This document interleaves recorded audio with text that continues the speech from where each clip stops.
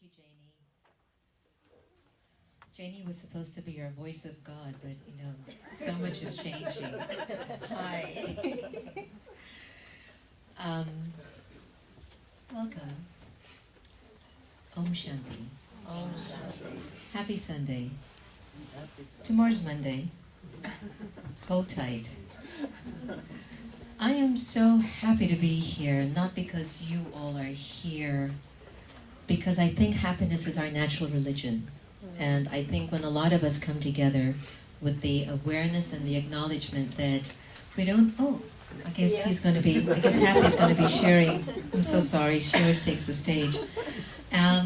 I think because so many of us are looking for answers for ourselves, we perhaps might reach a point where we realize we don't really need to keep looking outside of ourselves for ourselves.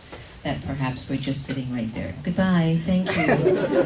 Whenever there's an audience, she comes on the stage. She's such a show dog. I know. Did you enjoy the slideshow for those who came earlier? Yeah. Those were memories of the last 5 years. Did you enjoy the Stevie? Everybody knows who Stevie Wonder is? Working on it? All right. Well, we just wanted to share you our memories. We wanted to be with you. And while I was looking over the video last night, I was so surprised that there are so many memories captured in my consciousness. And in the front row are some of the most eloquent, beautiful spirits that you'll ever meet in Washington, D.C. at the same time. Does that make sense? Can you imagine that in Washington, D.C., we tend to struggle to find the kind of community and energy that we would like to sustain our deeper beliefs and maybe our higher purpose. And so really I'm looking forward to each one coming up today and sharing with you their gifts, their expertise, their areas of passion and interest, and their work with us. They've taken time out of their busy schedule to be here with us. And so may I ask that you give them a big round of applause.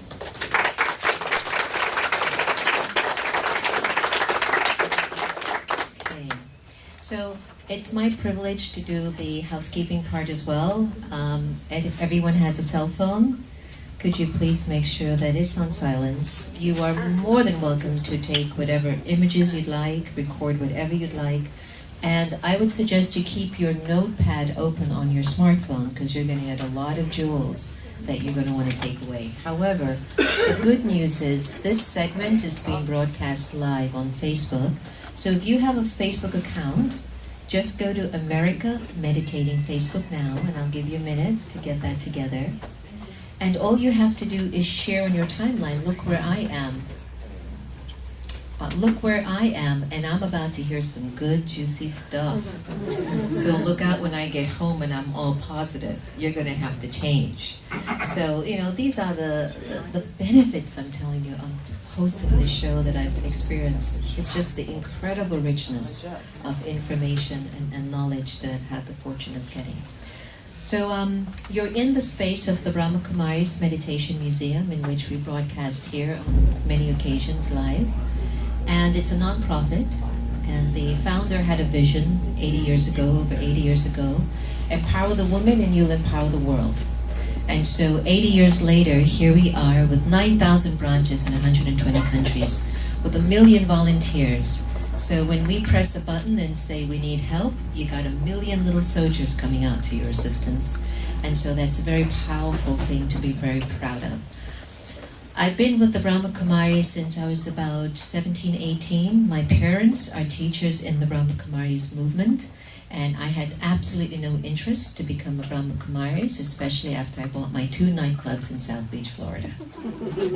I was like, I don't think this is going to work out. And what I learned is that you make certain choices in your life because there's a passion or there's a call in you. And at some point, something deeper starts to call you to see if you can refine your choice.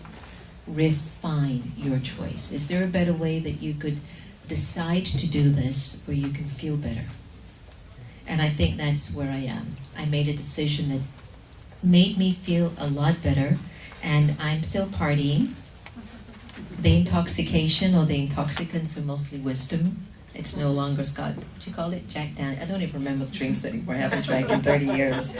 But Jack Daniels or Tamila, you know, that one with the worm at the end? Remember that one? Tamila. Tamila is a form of tequila. Okay, Tamila's, I told you, Tamila. So tequila. So I don't remember all of that. Oh, sure. So just to give you an idea, your journey of spirituality, something I was sharing yesterday, it's not about the white sari and walking around with beads and trying to let people know you're spiritual. To me, a spiritual person is someone who's in touch with their weaknesses and are willing to do something about it. And I think an average person is in denial. So I just wanted to leave that with you as like food for thought. All right, so why don't we go to the PowerPoint? I'd like to take you on a journey of our last 5 years in detail to give you an idea of what we've actually done and how we've gotten here. And if Santosh can play the slide for me. Do I do it? Yeah, because I have the mic in my hand. So it was about 5 years ago. I was with my wonderful mother, who we call Sister Gita. She's the lady with the sunglasses to the right. She's very fashionable. Very, very fashionable. She's in Florida having a ball, I might add. And she had just gone through a dramatic shift in her body with surgeries and double mastectomy and the chemo and the radiation. And so I would see Sister Gita laying there kind of like, here's this wealth of knowledge, and the whole thing is, how do I, inspire her to still be of service? Of course, her whole life is of service. It's the other video, the PowerPoint. And so we looked online to find out where we could find a kind of an online platform that would be easy for her to manage. And we found Blog Talk Radio. So Blog Talk Radio offered you like 15 minutes of show if you wanted to do it, and we had no idea what we were doing. So once she first started, this is not it, the PowerPoint's going to come. Once she first started and I mentioned to Sister Gita about the radio show, she asked me, can we turn the volume down a little? Yeah. Great, so you can click. There we go, so those will be our guests today. When I do my finger like this, we'll click. There's always a way around every situation. All right, so as I was mentioning to you, we started this about 5 years ago, and covers a lot of issues, especially current events, wellness, spirituality. And could you turn the volume down just a little bit more for me too? We're very focused on folks who are overcoming challenges. We want to hear how you did it, because I want my listeners to find tools in how they can overcome their own obstacles. So it's not ordinary, because we also do a lot of philanthropy. Believe it or not, the American Meditating Radio has donated to charities, I think over 6 or 7 charities so far. And in whatever little way we can help, we do help. Next. So we have interviewed guests such as Whoopi Goldberg, Byron Katie, Alanis Morissette, and so many more, educators, entertainers, and today we have a slew of amazing people who are very humbly sitting here to be with you today, and I'm looking forward to their voices. So I don't know if you know this, but about 20 years ago, my spiritual mentor, Daddy Prakash, when he came to Washington, on June 10th, 1999. She passed away in 2007. But it was on June 10th that the former mayor, Anthony Williams, proclaimed it as her day, Daddy Prakashmani Day, because of the work that we started to do in the area and because of the life that she's lived. So every year we've held an event on Daddy Prakashmani Day in Washington, D.C.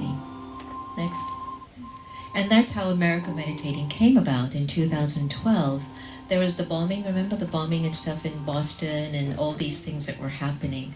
And I had a thought, what can we do to create more harmony and peace, something that can connect us all together? So we created a concept called Pause for Peace, America Meditating, where people from all over the country would chime in online to say they were going to pause for a piece at 7 a.m. and 7 p.m. Next.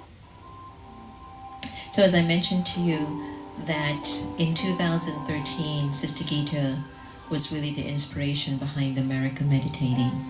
And it was because of her why I think we're really even all here today, that she could offer her gifts. So she needed a little bit more time to feel comfortable being on air. So she asked me, Sister Jenna, if I could help. And I said, yes, I'd be happy to. And I said, please make sure in a week or two I'm not involved with this anymore, okay? And she's like, yeah, I just need to learn. And so what happened is Sister Gita came on, and she has the most soft, beautiful, spirited voice. And she would read these poems. And can I tell you, in the studio, let's say Sister Gita has to be on in the next 10 seconds, she'd be outside shoveling leaves or doing something else. When you're like, you have to be on air and in the studio in 2 seconds. So it's always quite an experience for our producers to keep up with her. Next, and it's a true story. So what was a 15-minute show became 30 minutes and then 45 minutes to some extent. And I can remember making so many mistakes in the studio, but nobody cared. You know, it was very innocent. Next. So by the end of the first year, I woke up early in the morning and I thought, these individuals that I'm meeting on air are beautiful souls. I wonder if there'd be an interest for them to galvanize their energies and come together on the mountaintop, because I deeply felt they also should serve themselves, because they were definitely givers for humanity. And then we held our first retreat at our retreat center in the Catskills. Next. So there were, I think on the first retreat, there were about 40 guests from 11 states in the U.S. Next. Even some from different lands outside of the U.S. And so to date, we've organized how many retreats? Four America Meditating Retreat, and our fifth one that's coming up in October will be held in India. So over 1,100 episodes have been broadcast in this last 5 years. That's a lot of work.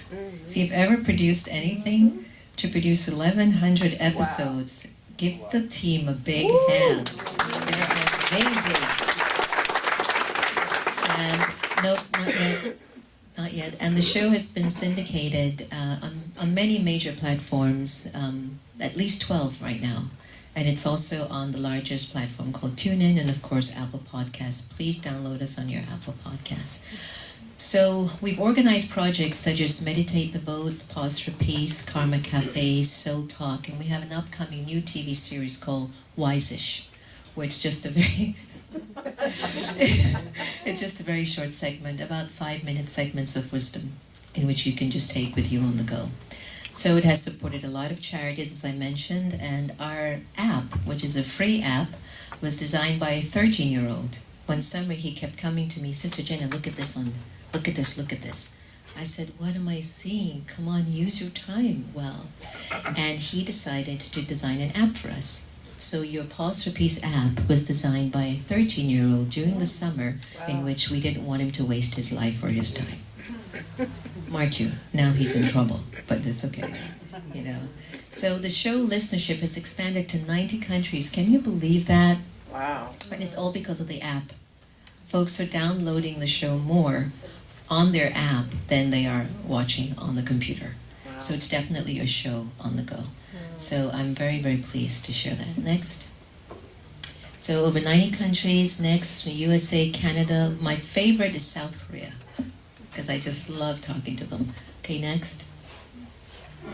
The interesting genre of who's listening to the show are mostly individuals between 35 to 44 years old, so welcome to the Young Club. And it's pretty much of a good balance of male and female, as you can see in the room. It's a very balanced energy that actually tunes in to the show. So it's not just for women, and it's not just for men. Next. All right, so our future vision, I want to continue, and I know the team and I, we've spoken about this. We want to continue to keep inviting guests who are aligned to the vibrational intent of AM radio. and the alumni of Friends that we continue to nurture and co-create. We also wish to continue to advance a higher level of awareness in this country. And I would like that this country becomes a country that is spreading the message of higher living. I would love to see that. I think we have a golden opportunity to do that now, more than ever before. And so, to challenge the scope of personal development, we have crossed all genres, all limitations, some cultures, race, political parties, even though sometimes we do mess up.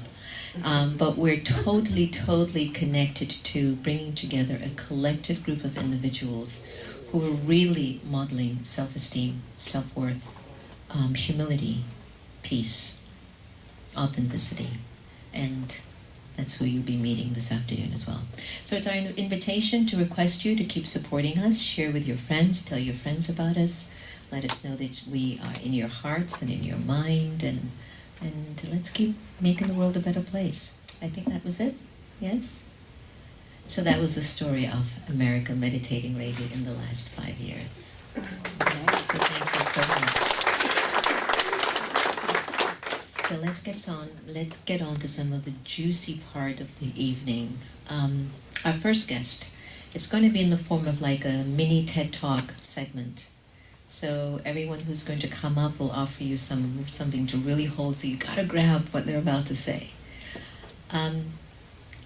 Zainab and I met many, many years ago. We were at a conference together, and we immediately connected at a soul level, at a heart level. We've done a lot of things together in the past. For me, Zainab represents courage, determination, truthfulness and forthrightedness, love, the ability to persevere in the midst of challenge and crisis and change. And what I'd like to do is offer to you Zainab Al-Suwaj, who is the founder and executive director of the America Islamic Congress, in which they're focusing a lot on how to amplify awareness of a moderate Islam. I don't like to use the word moderate. I just want to say Islam, what it's supposed to be, like a good Islam, in which God is teaching you how to love and how to care for one another, and how to be noble and respectful. So I offer you the wonderful Zainab Al-Suwaj.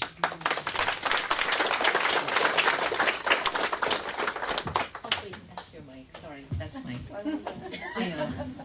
This is mine. Use that one. Isn't she gorgeous? Yes.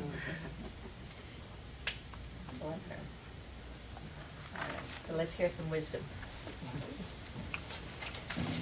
Thank you, Sister Jenna, for such a wonderful speech, and to talk about such a great journey like that. It's amazing to see it. First of all, I would like to say, in my own practice or religion, Assalamu alaikum. Peace be upon you, and Om Shanti. Such an honor to be here, and congratulations for the 5 years of such a dedication and hard work to you and your team. And it's been such a wonderful light for all of us here in Washington, D.C., with all the pressure, with all the issues that we carry on our shoulders to make the world a better place. We have looked, lived, traveled in so many different places and many different directions. But it was very interesting to see such a beacon of light here at the Meditation Museum, and the radio show was even bigger because it reached out to so many different hearts and minds. And this is very hard to find because all of us are so passionate about our work, about our beliefs, about our background, and sometimes these things you don't find it in the mix of politics and diplomacy, especially in this town. I am honored to be here today, and I will tell you a little bit about my background and how I came to this position. And I try to remember when was the first time I met Sister Jenna. I couldn't remember when I was in the car driving here. It It's been many years ago, but it's been full of peace, internal peace, and you rarely find it these days with people surrounding you. And every time I struggle with certain issues, I get to Sister Jenna, and I found that she doesn't know probably, but when I talk to her, just a phone call of 2 minutes or 3 minutes, I get that peace of inside me, internally. How did I dealt with it before I met Sister Jenna? That was another story. But it is very interesting to see how important it is to have such a surrounding of peace, especially when you live in a country that you don't have surrounding family here, or you have people that speak your language or practice the same thing, or they have the same ethnicity as you. So everyone become part of you. Everyone becomes a family member, because you want that warmth, the warmth of a family, the warmth of friendship, the warmth of peace. Internal peace is very important. I lived in Iraq earlier in my life. I grew up there until I was my last year in my teenage years. And something happened at that year. I participated in the uprising against Saddam Hussein in 1991. And don't say that was my high school project, but so I was fighting against the government, and was fighting for freedom. I believed in freedom of mind, freedom of thoughts, the peace internally, and the right for women to succeed, to participate, to be able to be strong in the community. And unfortunately, that didn't go well. I was injured.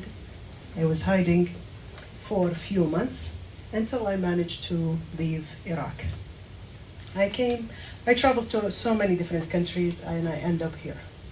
Now, at that age, you start to think, what can I do? Going to college, having a family, raising 2 kids, and at the same time, you say, oh, what about the bigger picture? What about the world? How can I contribute? And you always think about contributing. And what holds you together?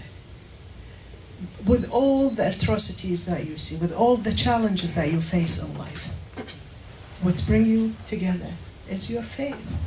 For me, it was. That was the only, in the darkest moments, in the hardest moment, that was the only light that I have seen, and kept me strong until I emerged from the weakness that I was in to the other level in my life. Nothing stays as the same, but you have to look and find where could you find that light and that support within, and how it's related between here and up there. All of us believe in something. All of us believe in different things, but how could we spread that light, and how could we give it to all other people and share it with the world? So don't let it stop at you and where you are, and don't be surrounded by your thoughts, and you will be the circle of that thoughts. In fact, spread it to the world, spread the light, the knowledge, the peace, the love, the understanding. I'm so honored to be here today. Thank And you. I cannot thank you enough for such an opportunity. Thank you.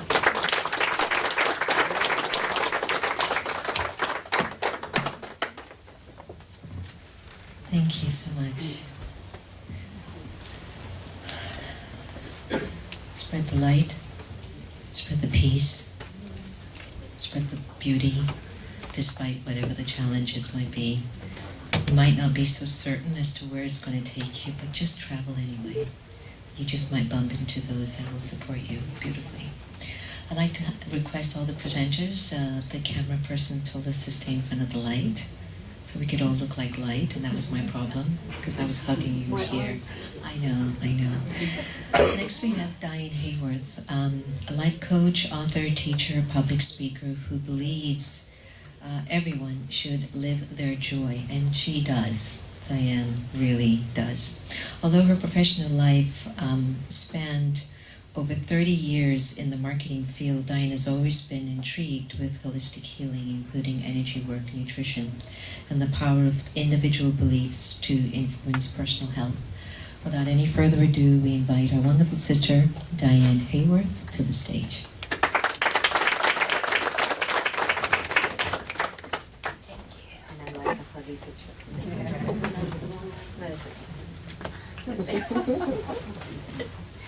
Happy's not the only one that loves to be in front of the camera. I like it not quite so much, but I want to thank you very much for letting me be part of this. It's such an honor, and I'll try to get through without doing that. It's just so exciting to me, the work that they do here at the Meditation Museum. Is anybody here for the first time? What a treat. What a treat. What a treat. What a treat. Welcome. We're so glad you're here. And if you have not caught America Meditating Radio, it's just a wonderful vehicle of love, which is one of the reasons why I just am so honored to be a part of it. We were asked to give a little pearl of wisdom, and when I got that email, I thought, oh, did they know who they sent that to? Was that for me? What I thought I wanted to do was share with you something that's been making a big impact in my life, and it has to do with our thoughts. I firmly believe the quality of your life is dependent on the questions that you're asking yourself. Those ones in the middle of the night that come up, I know that you had referenced some questions. I don't know how many of you might have had questions like, why does this always happen to me? Why can't I get ahead? Why does everybody else seem to be able to do this and not me? Has anybody ever had those kind of questions? Anybody ever turn on the television and maybe say, are these people crazy? What's happening here? How can this be happening? All of those kinds of questions, I've found, separate me from the truth. And they're separating me from the divine intelligence that's in me, that's in you, that's in everyone. When I ask better questions directly to that divine intelligence, then I know better how to serve, how to love, what my next best action is. And that's exactly what I do. So I go inside, I connect to that divine intelligence, and I ask, what is my next best action now? And I wait for the response. Most of the time I do that. Sometimes, because I do have the ego part, right? It takes me a couple questions, especially if I get an answer that I don't immediately want. And I'll say, oh, you probably didn't mean that. Let's ask again. However, truth is truth, right? Even when I don't necessarily want to do what I've been told, I recognize it's the truth. I recognize it's the loving thing to do. And what I would encourage you to do today is when you see yourself and feel yourself, you're aware that you are maybe going into that ego territory. In each of your programs, you got a card with the soul awareness and the body awareness. And I believe that's on your website as well. That is a wonderful way to help you remember when you're in that divine state and when maybe you're drifting the other way. So it's just a wonderful tool that I use all the time. As far as the questions are concerned, I love to go back to my two favorite questions when I'm contemplating a project, I'm in the middle of an issue, there's some problem I'm dealing with. Question number one, what does love look like here? What does it look like for me? Because remember, you don't sacrifice here, we are all one. What does love look like here for me and for everyone involved? That's a great question. The second question is, how does love move me forward? How does love move me forward? That is one of the reasons, just one of the many reasons, I love the Meditation Museum and America Meditating Radio, because that, my friends, is a force of love that's moving us all forward. Ask better questions of the divine intelligence that lives in all of us. Om Shanti.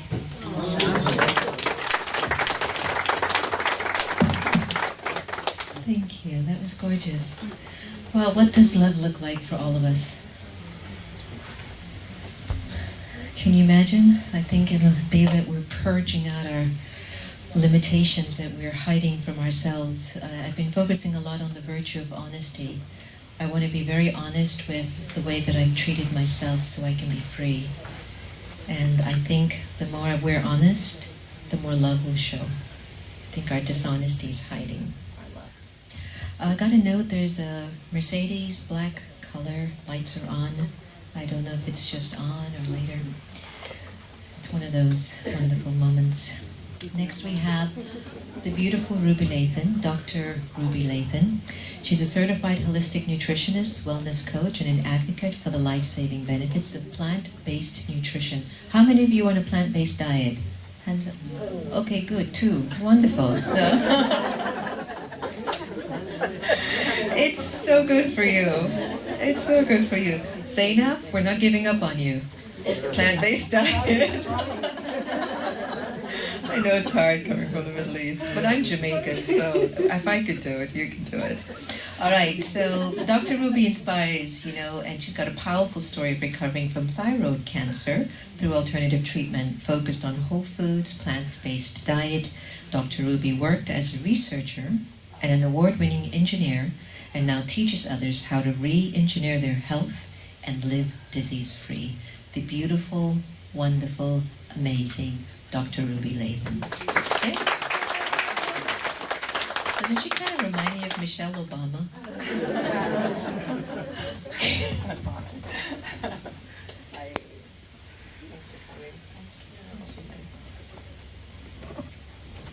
Well, I'm excited to be here. When I was thinking about this, there's always such wise people here. I was like, what can I share with such a wonderful group of people? And I just wanted to start by saying I do teach a lot about how to heal naturally with food, and really how to use natural methods in our own body to heal ourselves. And one of the things that I focus on also is why I went into more holistic nutrition, because I realized through my own healing journey that it wasn't just about food, it's about our energy, it's about our relationships, it's about our happiness, our joy. And so what I usually try to pull out of people that I work with is definitely we start with food, because we want to be compassionate in every part of our life. And so we take those steps. What can I do to improve my plate? We can start with simple things like meatless Mondays, or just take it slow one day, you'll be okay without it, and then incorporating good healthy food into your diet. And so I teach people, a lot of people have been exposed to, let's say, the vegan dishes and things that didn't taste good, and I was like, well, I'm here to help. It can be delicious, and I've got recipes and I've got videos to help ease you into this. But really, the reason that I went into it was to heal myself. And I was really looking at whatever it takes to heal, I'm going to do that. So I started with food. But then as I went through this journey, it wasn't happening fast enough. I thought my cancer would be gone like that because I'm doing all the right things. But I realized it was taking time because I needed to tap into the other parts, my spiritual self. And I needed to learn how to slow down. And meditation did that for me. I started meditating every day, and I started visualizing health and cancer being gone from my body. And that's when I felt the shift happen, and that's when I stopped saying I had cancer and started embracing wellness and let the fear go. And so now when I work with people, we definitely start with food, but then we talk about, how are you feeling about this? Are you emanating death? Are you feeling like you're afraid of death every day? Is that the thought that's coming to your mind? Or do you have some really bad relationships that aren't just working out? And we've got to start there. And usually the best way to start that healing process is through meditation. and being quiet, because I had one of those minds that just races all the time. I'm always feeling like I should be doing something. I've been like that since I started college. There's something else I should be doing. There's a dissertation that needs to be written. And then you start the job and there's the next thing. And so it wasn't until I slowed down enough every day to take at least 20 minutes to sit and be still that I started getting answers to what I needed to do next. And when I was doing my healing journey, I was taking so many supplements and things. I needed a calendar and to remind me. And when I went to the beach and just meditated, and just as she was saying, the answers come to you. I said, you don't need to do all of that. Let's narrow this down. And that was really part of the healing process. So what I like to do with people now is, if we're dealing with something serious like cancer, we have to get our mind right. We've got to get our heart. First, we have to believe that we have a beautiful, wonderful body that knows what to do. If it knows how to heal a cut, it knows how to heal cancer if we give it what it needs. And if we give it emotionally what it needs. And so for me, that meant letting go of some toxic relationships. It meant speaking up more. It meant loving myself more. And so I work with people on that level to say, let's start there. What else? What happened when you got this diagnosis? What was going on? And I often hear people, they'll talk about their illnesses and they'll link it to, when my mother died, blah, blah, blah. Then I had this scan and I was like, do we not see the link here? So I like to get in front of things too. Let's look at preventative measures. So if we know we have these ongoing things and relationships and things that are bothering us and that we're just kind of letting sit, because I've had that too, and I've learned all this wisdom from myself, from experiencing this, and I was like, I'm trying to get to the point now to learn from everybody else's experiences so that you don't have to go through it, but I've gotten pretty good at it now. Letting go, instead of being that procrastinated, dealing with difficult situations and not just letting them sit and fester. We've got to learn how to get to these things head on, because that stress is what leads to that disease. And so releasing that stress. And one of the things, when I went to one of the retreats at Peace Village, it was so healing because there was so much loving energy in the room that I felt just a little bit, piece of my heart get healed in one of our meditation sessions. And I knew that I needed to go back to that and make sure that I'm taking that time, that mindfulness, because we're all very busy. But the most productive and healthy times in my life is when I take that time to get connected spiritually, and it gives me that courage to deal with those difficult situations. And so one of the things that I say is, let's get our heart right and our mind right, and start with loving ourselves and getting the courage that you need to face whatever it is. So with most of the clients that I have, I love to, if we can get, past the fear and move on to the love, then the healing will happen. And so that's really what I want to leave with you today, that we can just embrace and let love do the healing.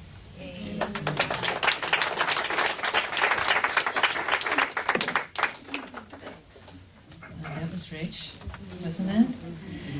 And you have a line of products on the market, right? Whole Foods, and if you're into vegan, what's the name of your line of products? It's Ruby's Organics. Ruby's Organics. If you look behind me, each of our guests that are coming up, you can follow them and find out more about them by getting onto their Twitter or Facebook or Instagram account.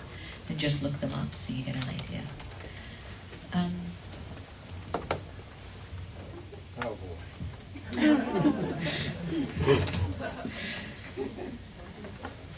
Hi. Craig Kirby. Please remember that name. Write it down in your heart. Good man. Good man.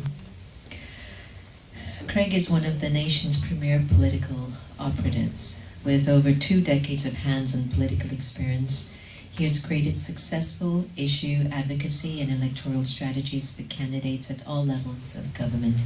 He's also the founder and the CEO of his nonprofit organization, Golf, My Future, My Game, in which we are very deeply connected to, which works to foster greater diversity in both the business and sport of golf, through awareness, mentorship, access, and achievement. A few months ago, Craig had the courage to invite me to the golfing merchandise show. And he knows that I've just started thanks to Reverend Sylvia, who got me involved with golfing. But I love it. I love the sport. And it's just the way that he trusts and honors you to know that you will bring something good to a room. But there's something about Mr. Kirby. He always wants you to do well. He wants also to see you. He wants to see you advancing. So who's coming up in the room is a man who wishes to advance people's lives. And I think it's my pure wish and blessings that his life is always advanced. Please come up.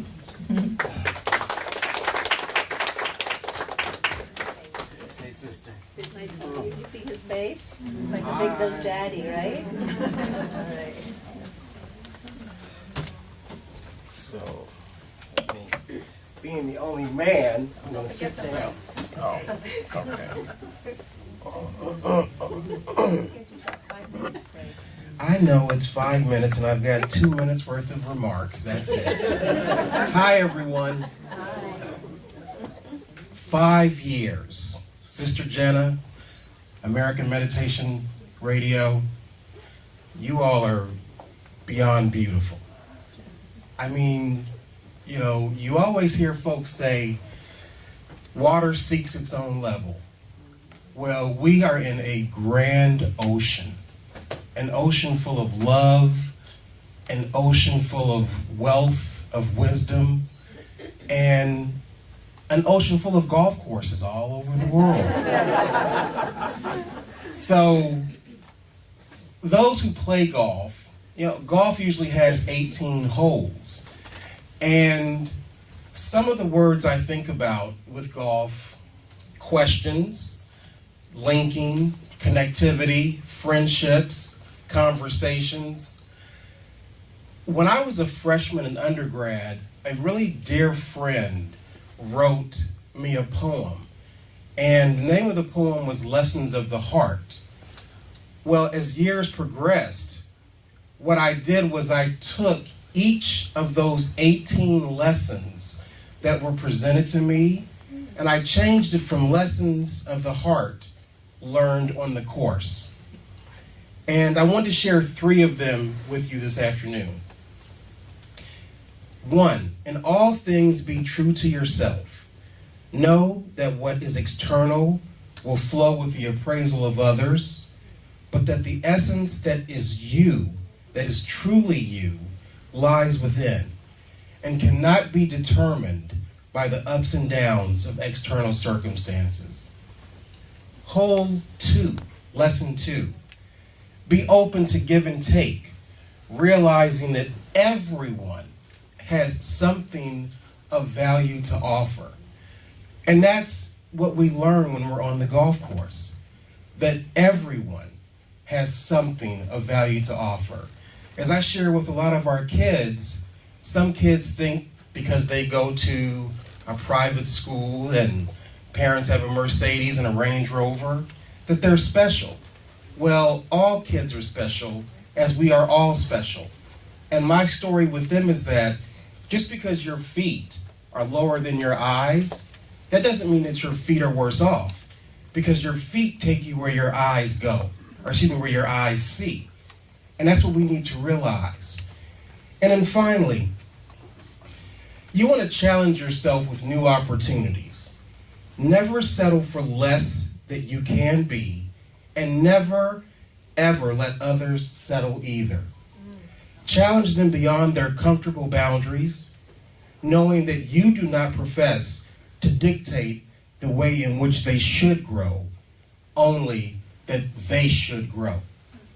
And that's what this game does. It allows everyone to grow. And the wisdom that each and every one of us carries in this room will allow us to grow. So thank you for letting me be here this afternoon, and thank you for letting me grow in your life, because I will find you. Thank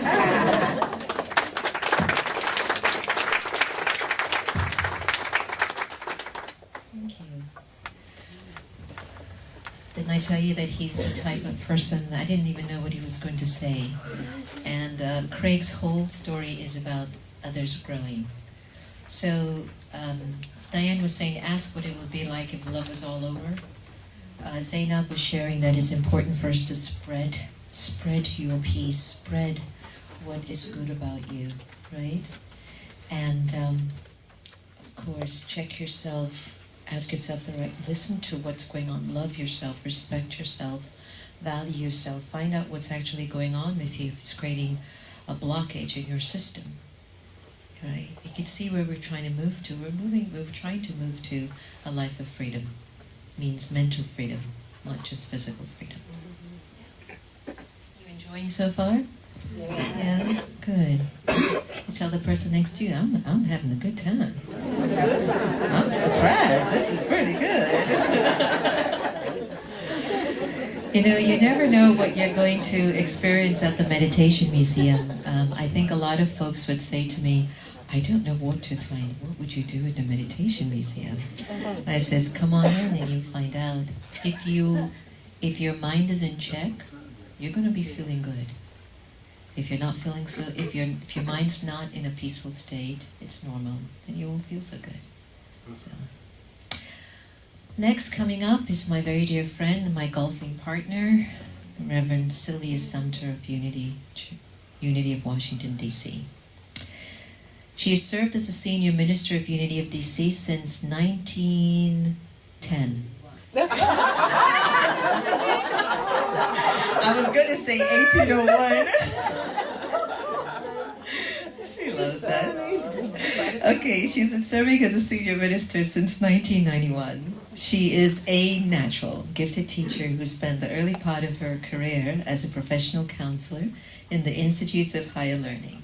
She has traveled extensively around the country conducting workshops and seminars and has served as a guest speaker for many churches, institutions of higher learning, and professional and business organizations. She's also the individual that has helped me to breathe a little more. I'm pretty much in my conscious making is I don't know if I'll be this awakened in another lifetime, and so I'm driven to do as much as I can to make humanity a better place. Then comes Reverend Sylvia and says, well, you know, if you don't take care of yourself and slow down, sister, you can't do it. And so she kind of reminds me that just slow down. You know, it's God's work. God's going to take care of everything. And I'm like, see ya. And then she won't give up on me. A month later, she'll be like, you slowing down? You okay? See ya. And then she'll come back again. Do you want to go out? You want to go on the golf course? And I'm like, yeah, I'll go. And so she also is someone who doesn't give up on people. I invite the wonderful Reverend Sylvia Sumter.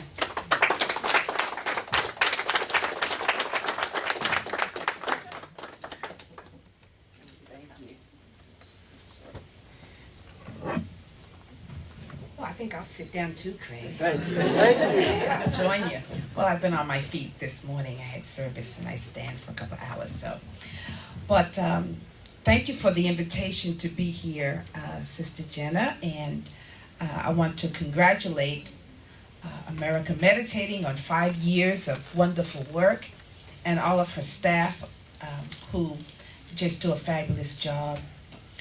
One of the things that I will say about Sister Jenna is that, and I tell her this always, that she inspires me, and that I really love sometimes listening to America Meditating myself and all the guests that she has, so that it lifts me up, because somebody has to minister to the minister, and that my spirit also needs to be lifted up at times. And so I enjoy her company, and I enjoy the wisdom that comes from Sister Jenna. And the work that she does really is impactful. And the work that everyone here, all the guests that she has, is also extremely important for the times that we're living in. And so that means that the work that all of us are doing is important. Whether we have a book or we don't have a book, but every encounter we have is an important one. And that we each have a calling to share our gifts and our talents and our abilities with another being, another soul. And so I was thinking, wow, you know, each time I am able to interact with another soul, I have an opportunity to not only be blessed, but to be a blessing. And that each of us here has a divine appointment. Everybody has a divine purpose, a divine calling, a divine appointment. And when we can recognize that we have a work to do and that we're sharing in a shared global community, you know, that we are willing then to open our hearts and share our gifts and who we are with one another. And I've been doing a lot of studying on my own. I've been on this journey for, well, she seems to keep pointing out that I'm very old, but I have been on this journey consciously probably over 50 years, you know, just stepping out. I've been a senior minister for the church that I'm serving for almost 27 years there and 5 years at seminary. So it's important that I take a look at my spiritual journey and process. And what I've been doing is working on what is my own spiritual vision for my life. And I know that when we hear the words spiritual vision or a vision, for those of us who come from the business world, we might think that it involves goals and plans and achievable things that we can measure and objectives. But a spiritual vision is quite different. A spiritual vision is taking the time to determine how I want to be in the world, how I want to show up in the world, how do I want to interact with others in the world. Because we all are very good at doing, but we're really supposed to be human what? Beings. And we don't give much time to the beingness of our spirit.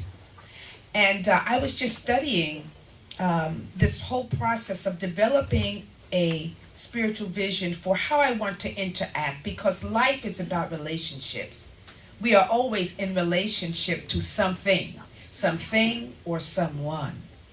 And how I show up in the world determines the quality and the level of my relationships, right? And my experience. We've been taught that somehow your experience in the outer will somehow influence your inner world and your inner state of being, but the opposite is true. Because life is lived from inside out, right? As within, so without. And so taking the time to give an assessment of, well, what is my inner state of being? And how am I showing up in the world? And how am I relating to others is extremely important. And so it will influence, if I have a guiding principle for how I choose to be, that will influence how I choose to experience, first of all, my own being. And then once I'm in touch with how I am experiencing my own life and what my own perceptions are, then I'm better able to then make wiser choices and to be able to offer love and to be able to offer, if I can love more, I'll judge less. And if I judge less, I can connect more. And if I can connect with you more, then we'll find that common ground, that commonality that brings us together. Not that which separates us, but that which joins us. And so my spiritual vision that I've been working on, it's very short. It shouldn't be long, because if it's a whole long thing, then you're not going to be able to utilize it when you're in those moments of feeling out of alignment. And my vision, spiritual vision, for how I want to show up and be in the world and relate to others is joyously connecting through loving and allowing. It's quite simple. Joyously connecting through loving and allowing. I want to connect because I'm going to be in relationship with you whether I like it or not. Right? With somebody. And so I want my connection to be deep and to have value and meaning. And I want it to come from a place of joy. So I want that joyous connection. And what will enable me to make the joyous connection is through loving and allowing. And if I can get in touch with my ability to love even my enemies, even those who I might not choose as my friends, but if I can just learn to have love emanate from my entire being, then I can allow you to be you. And if I can allow you to be yourself, then you can allow me to be myself. And we can meet in the middle. And we can have a connection based on something higher, based on the spiritual principles of life itself. So I'm just encouraging each of you to think about, how do you want to be in the world? How do you want to show up? And how do you want to connect with others? For me, it's joyous connection through loving and allowing. And so I'm grateful and thankful for you allowing me to be here today. And to all of you, blessings and namaste.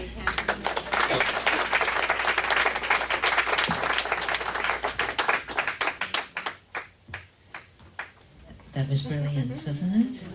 Joyously loving and allowing.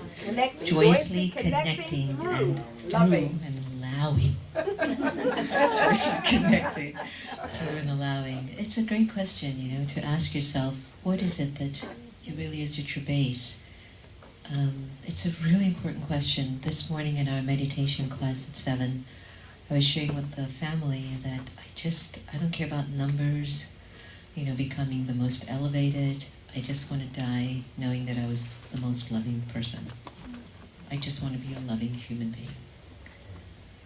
That's what matters the most. So find out for you what that is for you. Let it be your anchor, your base. What I'd like to do is do a little commercial break. How's that?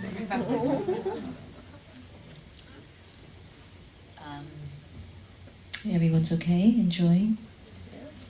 I wanted to interject Dr. Ruby Lathan because she was sharing about her curing her thyroid cancer, in which she really checked what she was thinking, what she was going through, as well as her diet. A very dear friend of ours, just recently, there was a diagnosis for him which wasn't the positive news we wanted to hear, which is of not a healthy form of cancer, so to speak. It's in a pretty aggressive stage. It's stage 4. And I just wanted all of us to hold a moment of meditation and love for this precious friend of ours called Mr. Breton, and to hold him up in our good feelings together. He was with us at the retreat last year, and his beautiful wife and family. And we don't want anyone to go through anything. I don't care what they've gone through, what they've done to you. We just don't want anyone to suffer. I don't want to suffer. So you shouldn't want to suffer or want anyone else to suffer. So I'd like to play a beautiful song. It's a healing song. It's a meditation. It's a Hindi song. And the whole vibration in the song is about deepening your love connection with the source, with God. And what I love to do is to allow your loving connection to first serve you, because you can't serve others if you don't serve you. So the first thing in this meditation is to basically allow the vibrations through the music. If you speak Hindi, fantastic. If you don't, pick up the energy. We'll translate afterwards. And just allow your heart to sit in a pure place for you. And then secondly, feel free to send your good wishes to someone that's close to you. And third, can we send our powerful yogic amplified vibration to my wonderful brother, Marco, and wish him well and his family well. Okay?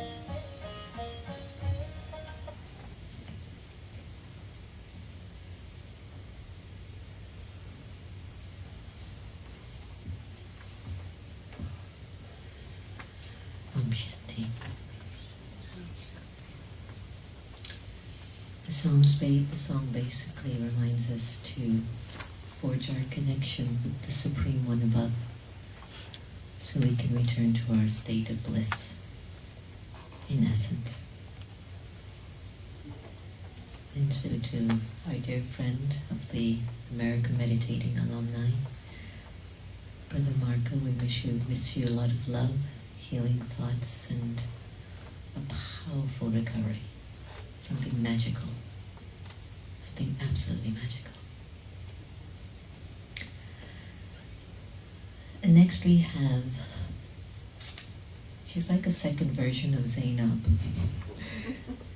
Very courageous, a beautiful stick of pure dynamite in many ways. Her story has been one of really coming from challenging circumstance. And the next presenter you'll have is a woman of faith. She believes in human capacity, despite whatever obstacles that you might be born into, or you inherit, or you bump into. Mali Ponpadit. You've got to change that last name, girl. It is so hard. It's worse than my last name. Mali is the founder and the CEO of the SOAR Community Network. It's a #1 international best-selling. She's a #1 international best-selling author, speaker, marketing strategist, podcaster, and the executive producer and host of the cable TV show Tea with Mali. Today we welcome the wonderful Mali Ponpadit.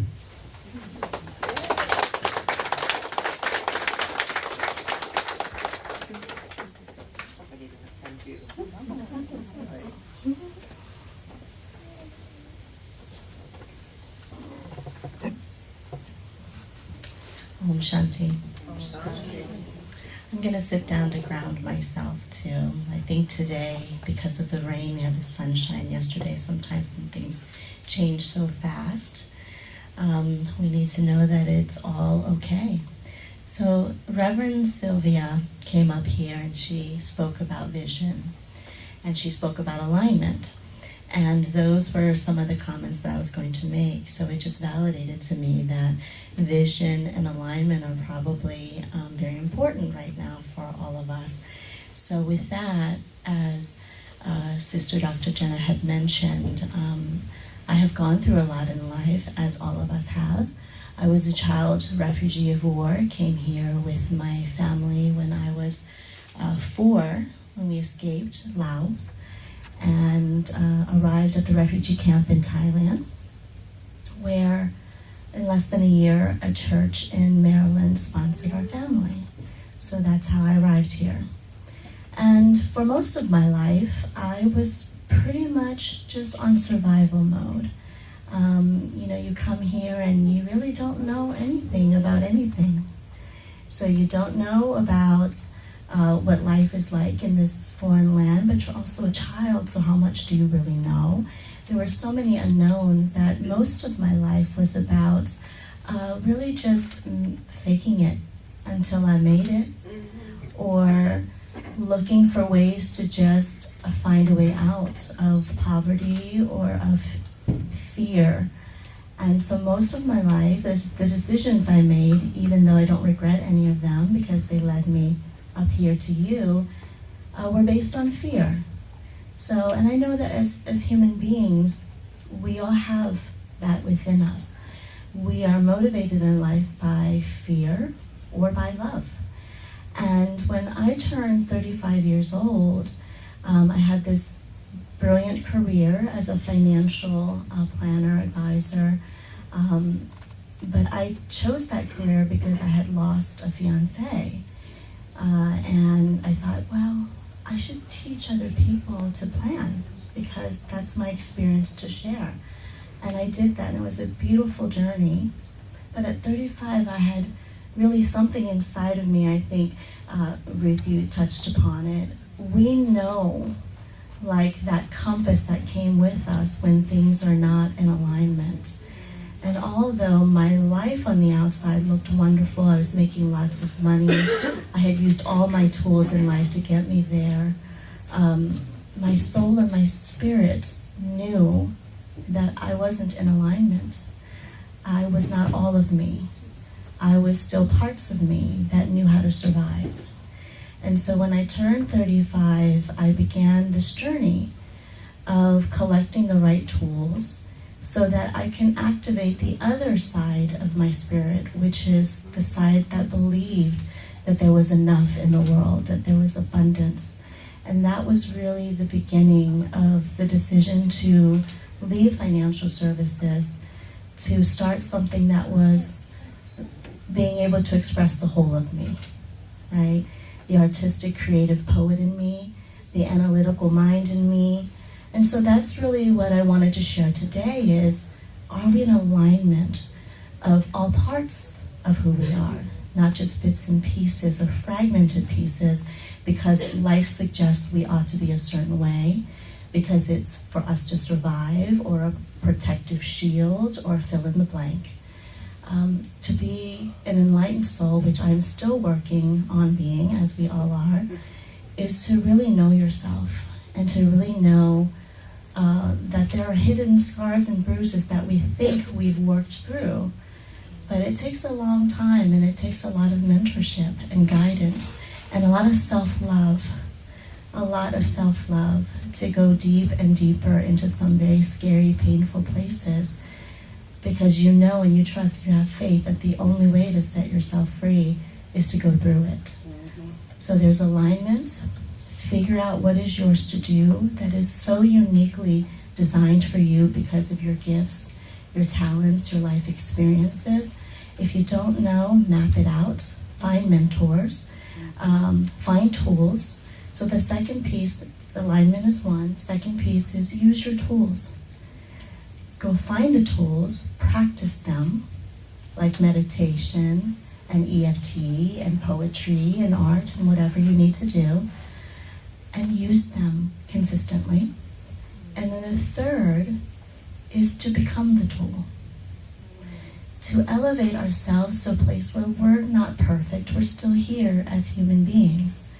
And we don't need to be perfect to become someone's tool for enlightenment, for love, for hope, for peace. So the third piece is what I'm working very hard to do in this life, is to use my tools and become the tool. So thank you so much. Om Shanti.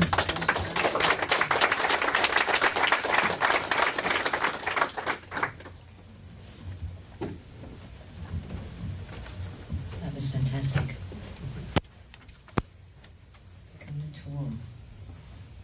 Use it. Use what you've learned. Use your gifts. I know on Facebook there are some questions and comments for our presenters, and we will have a segment in which we will be able to ask everyone, or whoever you'd like, for questions. Didn't you feel Molly's genuineness? And that's what this space is about. Being yourself. No need to be perfect, but be yourself. It's less stressful. As a practicing optometrist for over 3 decades, Dr. Margaret Placentra Johnston has spent most of her professional career helping people see better. See, I need glasses. You're like, oh, I don't know. She wants people to see better in the physical world, but now she's on a new mission to offer clear vision of a different kind, a broader perspective about religion and spirituality and what the conventional world typically recognizes. Her book, Faith Beyond Belief, Stories of Good People Who Left Their Church Behind, was named the gold winner of the 2013 Nautilus Book Award in Religion and Spirituality. We're honored to welcome Dr. Margaret Placentra Johnston.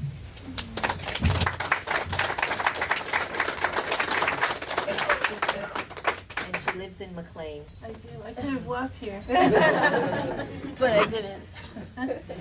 So, any rate, thank you for inviting me to do this, Sister Jenna. And since meeting Sister Jenna in my radio interview, which was about 3 years ago, my world has been really warmed by knowledge of her existence in it, and also the Meditation Museum and the American Meditating Radio Show, and even the Brahma Kumaris in general.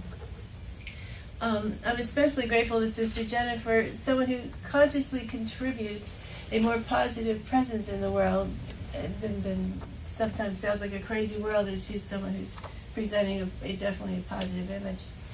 So, in today's world, a lot of things seem sort of crazy. In the news every day there's something very divisive and very hateful happening. And I find respite from the news by focusing on the long arc of history. It was Martin Luther King who said, the arc of the universe is long, but it bends toward justice. Now that concept actually was not original to him. There was a Theodore Parker, who was a Unitarian minister, born in 1910, who somewhat before Martin Luther King said that had written, I do not pretend to understand the moral universe. The arc is a long one. My eye reaches but little ways, but from what I can see, it bends toward justice. Now, like Martin Luther King and Theodore Parker, I too am convinced that the arc of the universe, the big picture, is bending toward justice and equality and compassion and connection. Just in my lifetime, huge strides have been made in mainstream society toward people who are other. Women are more accepted in the workplace. People from various nationalities and minority races and whatnot still have many more opportunities than they did in the past. And strides have been made for special parking places for the handicapped, and there are new rights emerging for gay people and transgender people and such. So while we still have a really, really long way to go, we can see that things are improved since the 50s, those of us who are old enough to remember the 50s. Now, for another analogy about cultural progress, someone in a seminar I once led gave me this analogy. She said, in terms of cultural progress, is a pendulum, and it swings backward and forward, but the fulcrum is always moving forward. Okay, so I had asked them if we could do a slide, but I guess now I'll just use my drawing, which I drew. I mean, I didn't draw, I borrowed it from the internet. So, if you're not familiar with the mechanics involved here, a pendulum is something heavy, something like a metal ball, and it's suspended from something like a chain or a string, and the whole system is supported at the top by some structure which is called the fulcrum. So if you hit the metal ball, it's going to swing forward and backward, and I think if you're going to apply that concept to cultural progress, most of us would agree that at the moment it seems we are in the backward swing.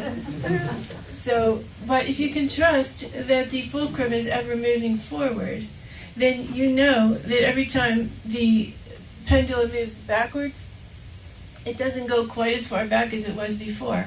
And every time it moves forward, it goes a little bit farther forward than it ever was before. So really the chaos we're experiencing in today's world, if you can trust this analogy, the chaos we're experiencing is more like a blip in a long history of cultural progress. Wow. So looking at the longer arc of history, we can certainly see that over time, the older values of separation and domination and whatnot are gradually and slowly being replaced by more universal and more egalitarian ones. So the chaos that we're now experiencing really comes from retrogressive forces that are trying to mount a backlash against a progression they can't possibly hope to stop. Say that again? I said the chaos we are now experiencing comes from retrogressive forces that are trying to mount a backlash against a progression they cannot possibly stop in the long run. Yes. So, thank you.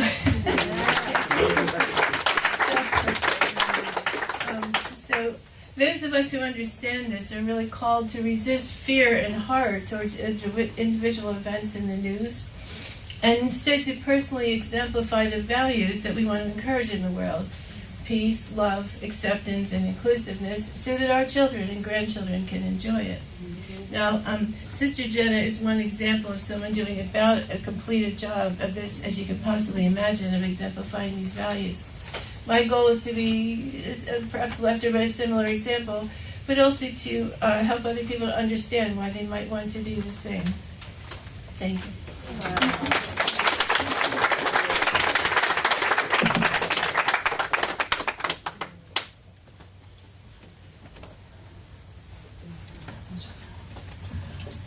Did you hear what Dr. Placenta just said?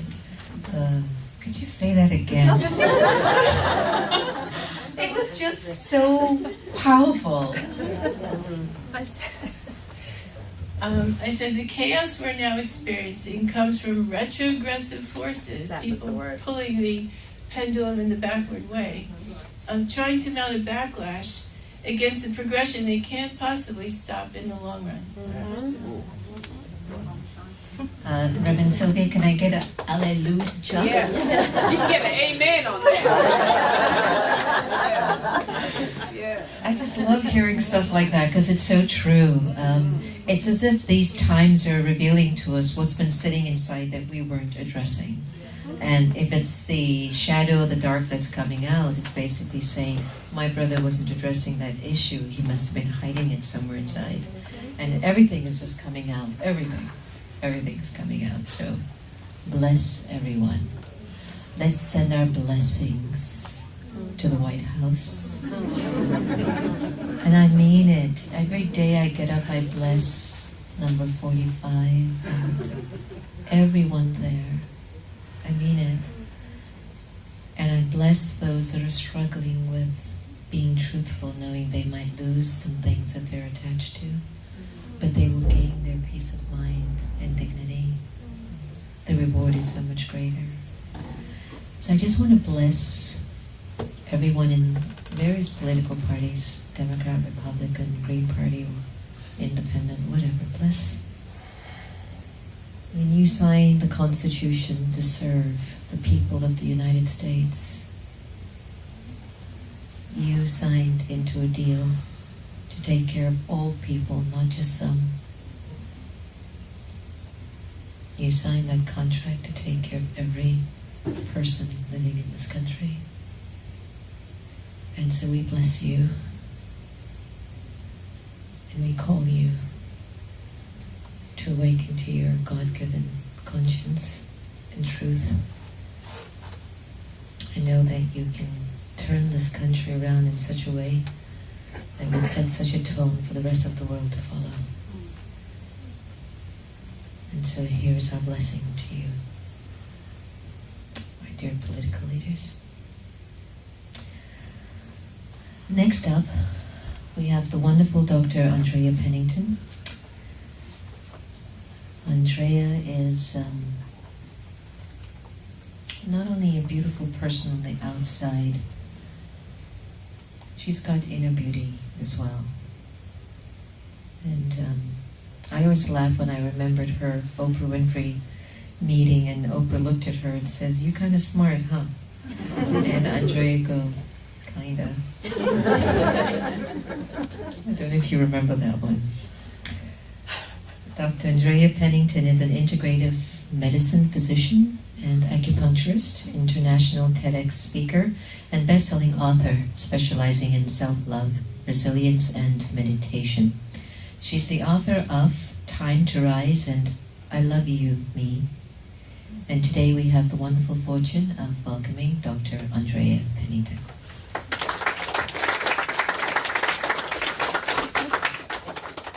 You're kind of smart, huh? Kind of a nerd. Om Shanti. Thank you, Sister Dr. Jenna. Some things you just can't take back. You know, you get on TV and then it's out there on the internet forever. Oh gosh. Well, I want to thank you again for this privilege to be a part of the America Meditating alumni, to have been at Peace Village where I got to meet these other beautiful, beautiful souls who, it just warms my heart because I know I'm no longer alone. I'm no longer a weirdo.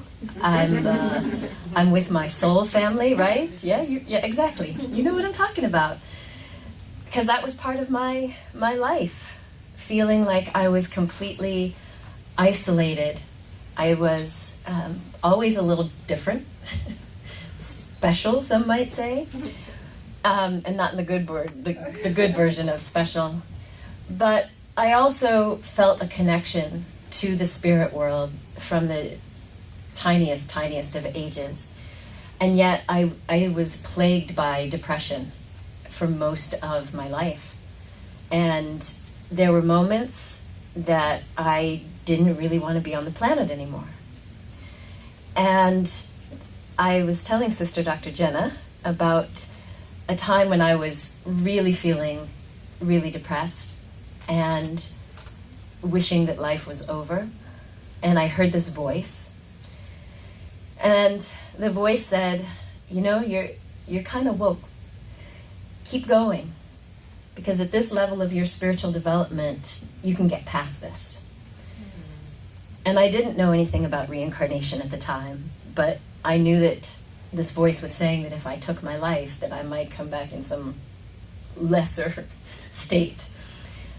And that message to just hold on is what kept me going.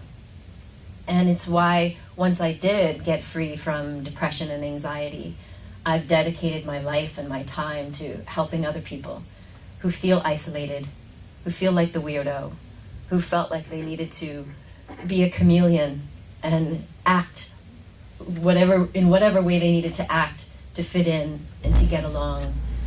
But there's a moment when even that doesn't work for you.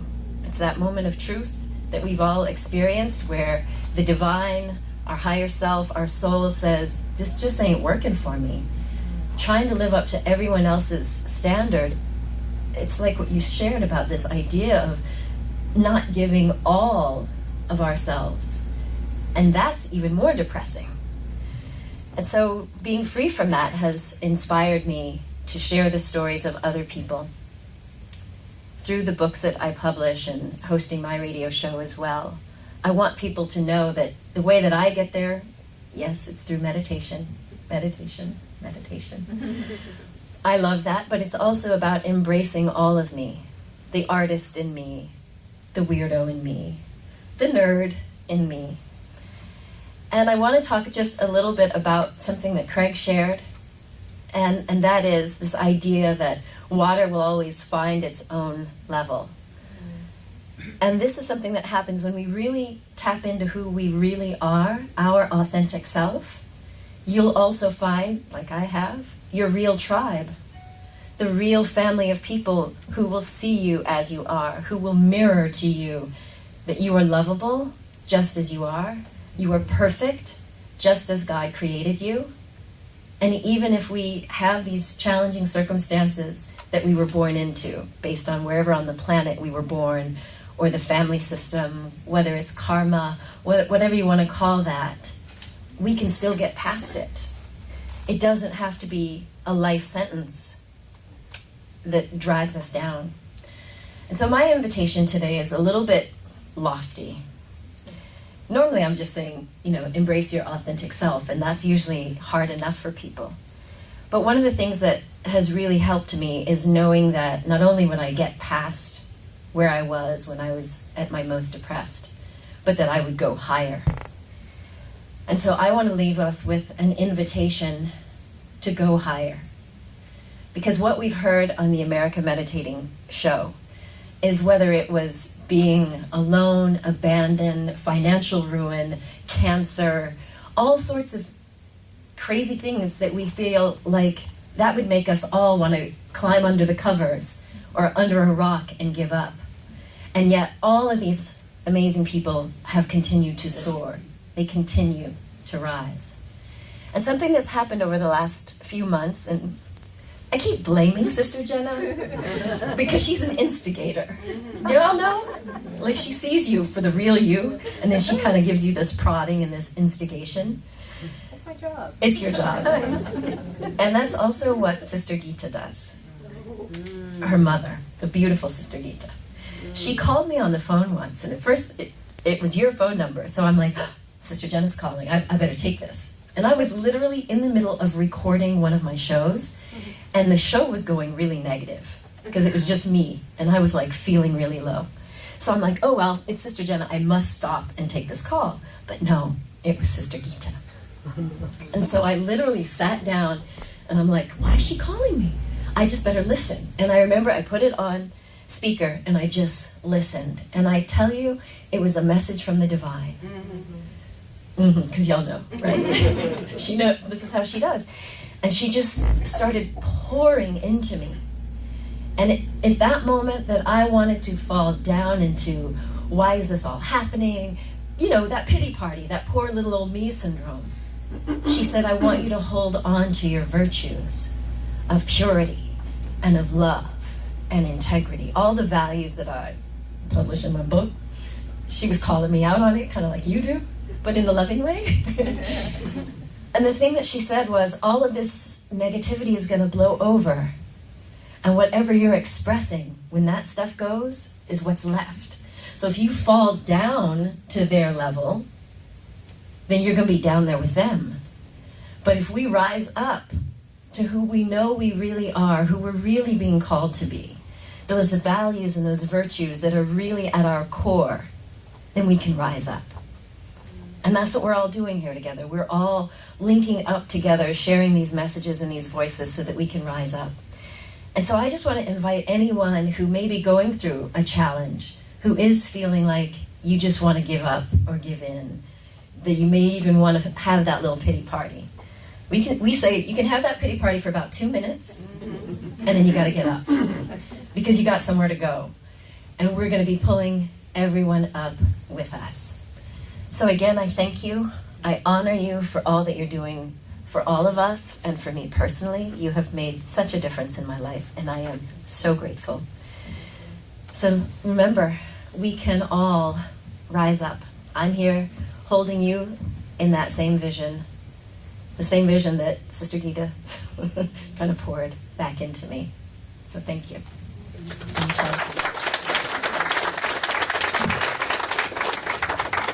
And Sienna, would you like to come up and just say hello? No. So Sienna is the other good half of Dr. Pennington. Andrea, you make it easy for us to care for you because you show up. At the very least. You show up and you show up with your gifts. Isn't everyone amazing, right? Even if you were to vote, you couldn't say which one is better or worse, right? Don't you love that? To be in a world where everyone's at the same level of intentionality. If you've noticed, you can feel the intention of everyone in the room, that these are individuals who really care about personal transformation and global transformation. So I hope you're able to see what it takes to get onto the American Meditating Radio. Yeah.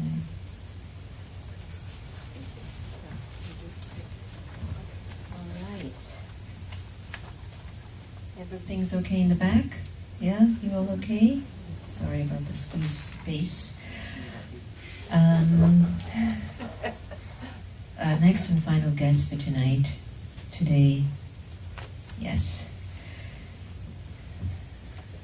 you're out for a treat. Ivy. Every time Ivy and I meet and Ivy comes by the Meditation Museum, there is this kind of like, I'll say a king, not because of gender issues, but there's a king that enters the room.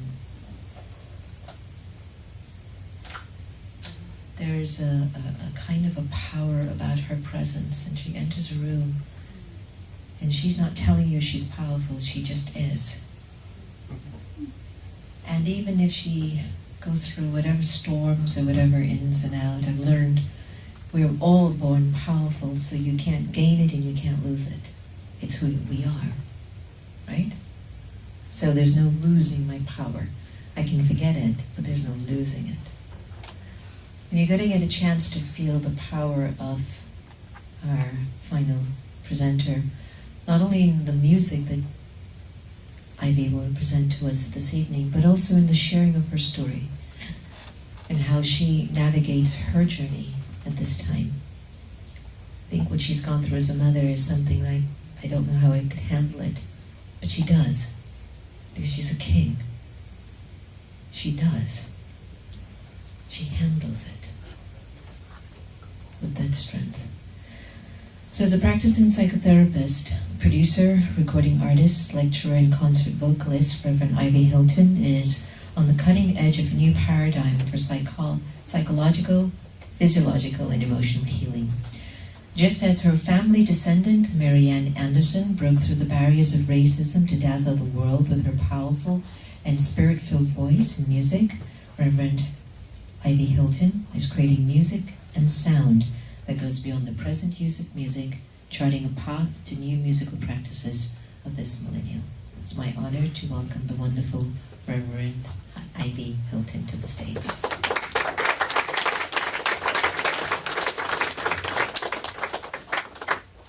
I wanted you to share first before your music. Did you feel the king? Did you feel how the king entered? Did you see that? And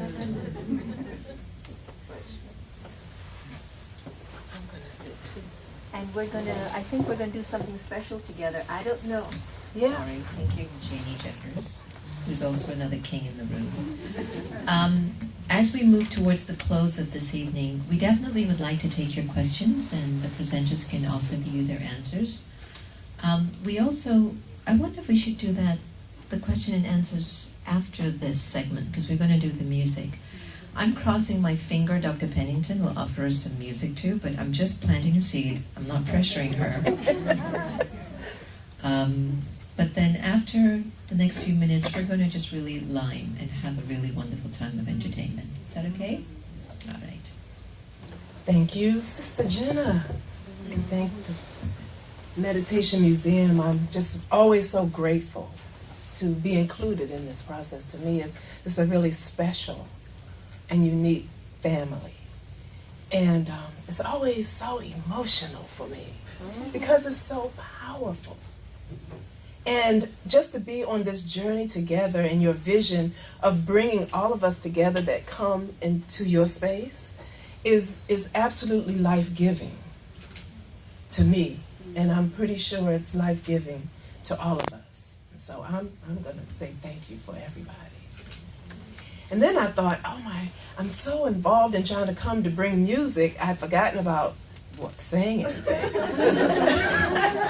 So the first thought that came to my mind, I took a few little notes because I know we only have a few moments to speak and I can go on and on. But the first thought that came to me was, as a 17-year-old, something that I read that changed my whole life.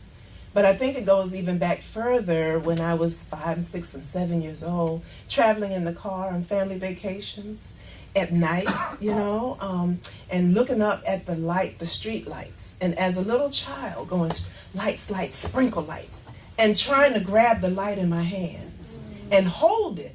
Like I thought I could really do that. And it really felt like if I got that light in my hand, then I could see beyond measure. I could feel beyond emotion, and things that I could do would be beyond my human capacity. And as a child, I felt that. But then as a teenager, again, really, suffering with depression and anxiety. The first bill I got, they probably took me to the hospital. I don't know. But I was reading in my own personal journey of finding that peace and that freedom. And I found a book by the Kabbalah, and the initiates had written this book. And the first thought that came to me was, the first statement that came to me was this concept. The universe is mental and all is in the mind. And suddenly that made sense to me as a psychotherapist, because I listened to stories and so much pain and so much suffering, and you can do talk therapy until you're red in the face and your eyes are popped out, and then you don't even want to hear it anymore. So I I knew that there had to be another way for healing. I knew there had to be a way out of this. I knew that this experience for me was for some greater purpose. I had to find my way out of here. And the first time that I realized sound could move things was the 2 o'clock in the morning when I was about to give birth. And I had decided to do it without medication until I didn't have an elder to tell me any different. I was going on this natural thing, and I was, vegan, and I was gonna do all this healing stuff and have this baby with no medication. And then when the first contraction came, and I was like, okay, is it too late? And all of a sudden, and this was before I even knew that I was a singer. I started droning. And then all of a sudden I said, oh, that felt a little better. And then the more and more I did it, and the deeper and deeper it went, the more and more my body relaxed, and it started responding to my sounds. And so all of a sudden I created intentional sounds. And those intentional sounds dilated me so quickly that he popped out and the nurse turned around and caught him. And that's when I knew that there was something magical, mystical about sound. How my son came into the world, on the wings of a sound vibration. And it changed my life. I knew that studying neurology, I wasn't going to be a physician. I wanted to be the psychotherapist, but I also didn't want people to suffer for 20 years trying to get past one trauma. So I started studying the brain a little, and I found out what sees the eye or the brain. That's a question. Is it the brain or the eye? Brain. Okay, so if it's the brain that actually sees, then it came to me that if we close our eyes in meditation and we allow our visioning to create, then that would be our reality. So that if I close my eyes, and then I thought, okay, so what's the science behind that? That it came to study that sound is faster than light and thought is faster than sound. So if we combine thought, light, and sound, we create instant manifest. And then I said, that's the scientific proof of why prayer works. But the problem was, the mind could not stay still enough, or the mind could not find enough clarity and direction to stay on a thought of power to manifest. So that's when the sound healing started happening for me. Started playing the crystal vibrational frequencies that literally speak to the cells and send messages through the endocrine system to create what now I know as the soul language. So when I thought about this, what do? I am into emotional cleansing and mental detoxing. And I love to do it with sound and music. And I'm hoping that this works. Uh-oh, wrong. Okay, turn that off. I'm going to have to, well, you can. Well, no, the thing is, that's the wrong music. All right, let me see. All right, very good. So we're going to do this. Hold on. I'm going to go. How come you won't go down? There we go. There you go.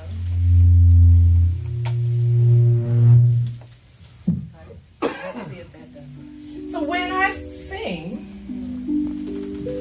and people come to me and tell me experiences that they've had, I had to begin to accept that and say, wow. When I used to sing and people would just sit there, I would think, oh Lord, I wonder if what I said had anything to do with you in your life. But then they began to realize that it was what was happening spiritually and internally for them. They were feeling the emotional cleansing from the sound, frequency, and vibrations. In the beginning, God created the heavens and the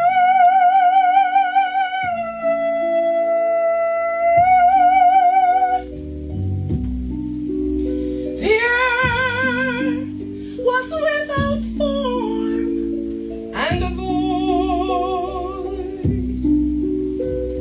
and darkness was upon the earth, and the Spirit of God moved across the waters, and God said, "Let there be light. Let there be light. Let there be light. May God heal the world. Bless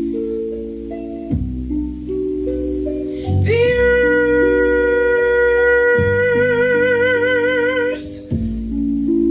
Bless the earth." Now close your eyes and breathe deeply. Breathe deeply.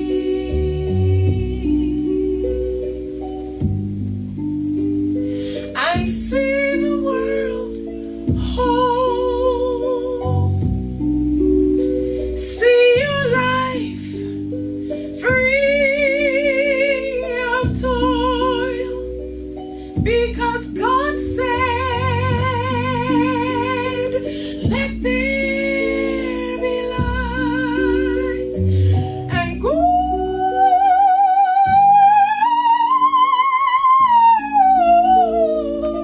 said, "Let there be light.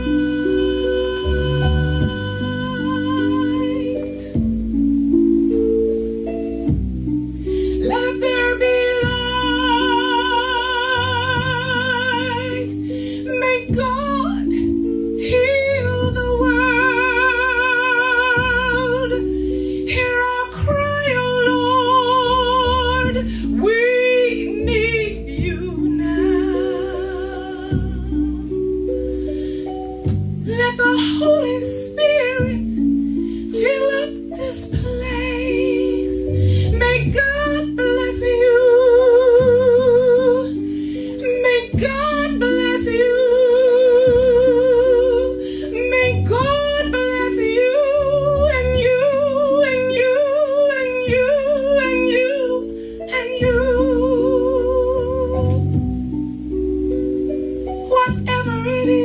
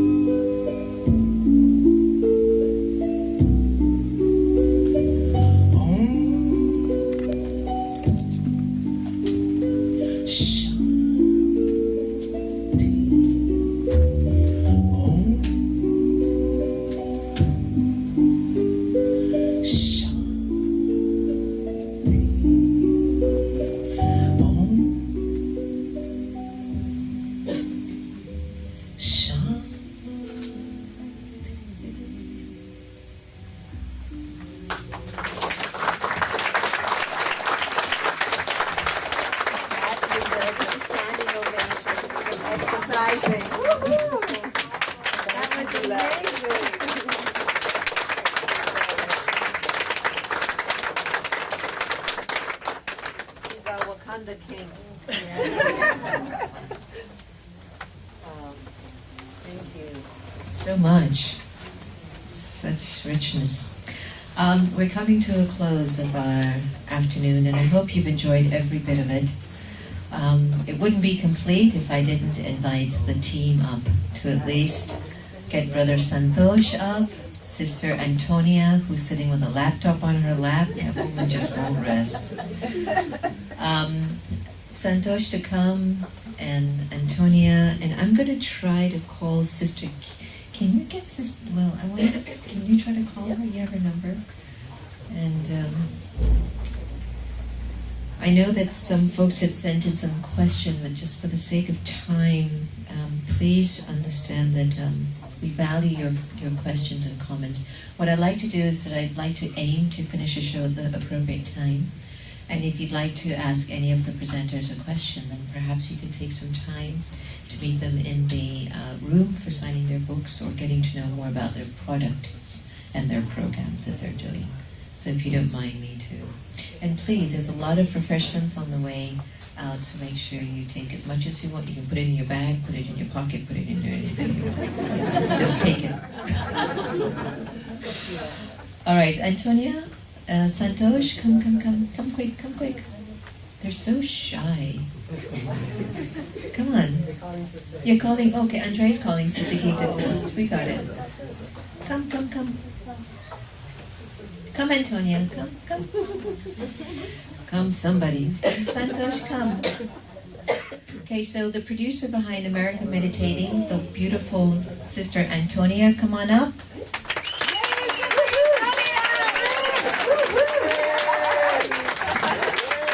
She's very shy. And Santosh, come on up. The engineer, sound engineer, editor, everything. Come on, Santosh.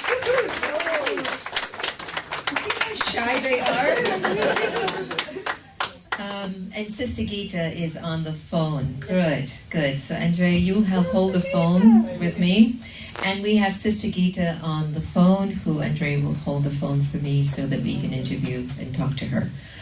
Sister Gita, let me get you on first. Sister Gita? Yes? Be very careful. Be careful with what you're saying. You're on speaker. On Facebook Live. Okay, be careful of what I say. I'm on speaker. So I'd like you to just share, just briefly, what the AM show has meant to you in the last 5 years. We have a wonderful gathering of friends and contacts and just folks who just are enjoying the evening. We've had a lot of sharing, a lot of wisdom. Your wonderful sister, Reverend Ivy, just finished singing to us and connecting us to God, and so we're all in a good place. So if you can briefly share a blessing with us or something that's meaningful, we'd appreciate that. Okay, can I speak this on someone called to find out where we're going to be having the program?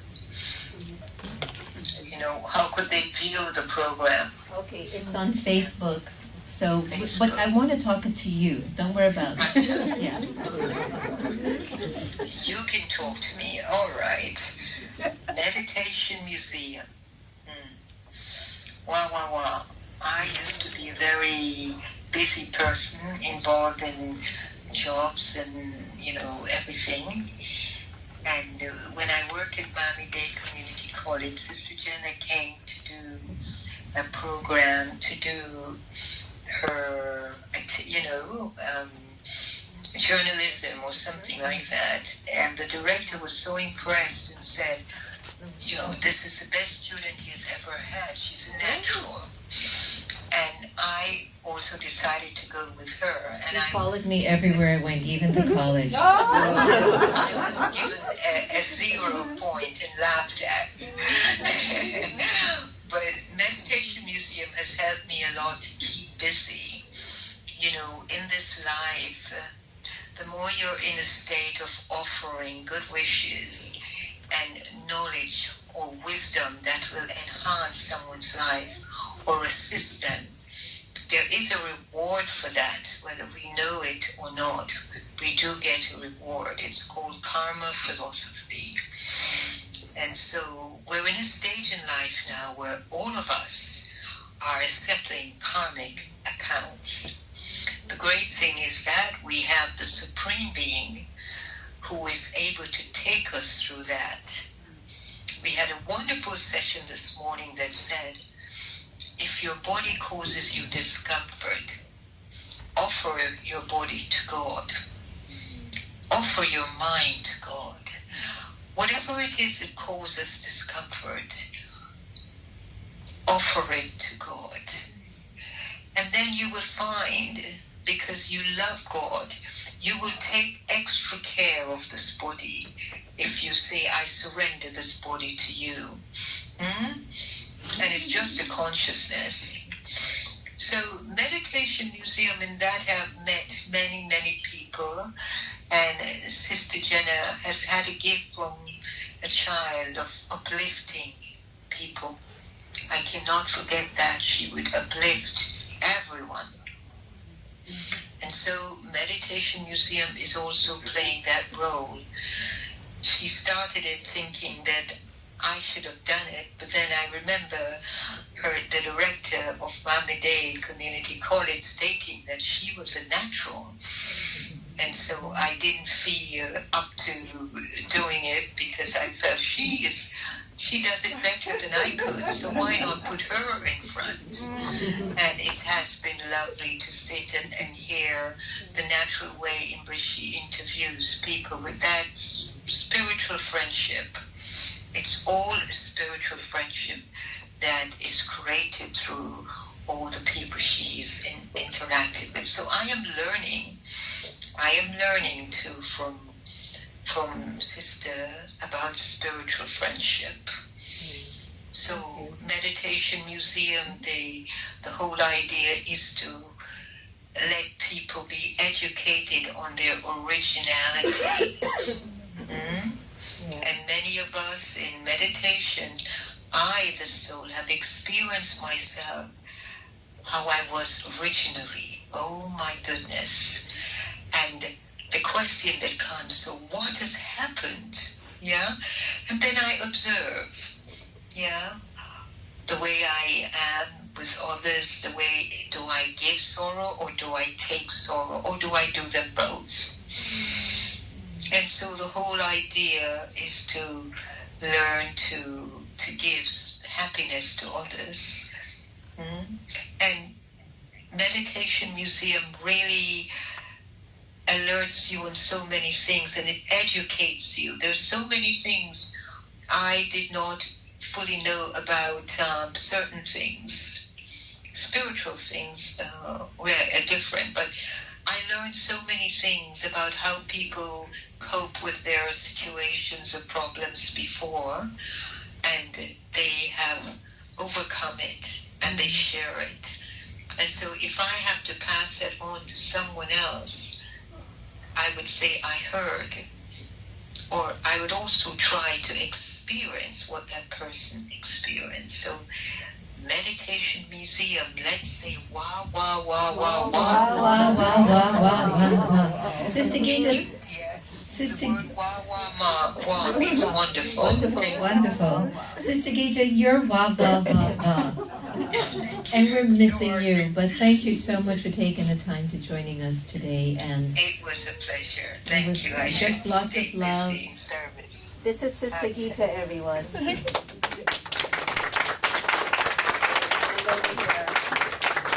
all right, so talk to you soon. Thank you so much. Expressing acts of self-love Okay. by coming to a place that better your lives. It's self-love. It's beautiful. I like self-love. Yes. So let's make more, effort to get that going.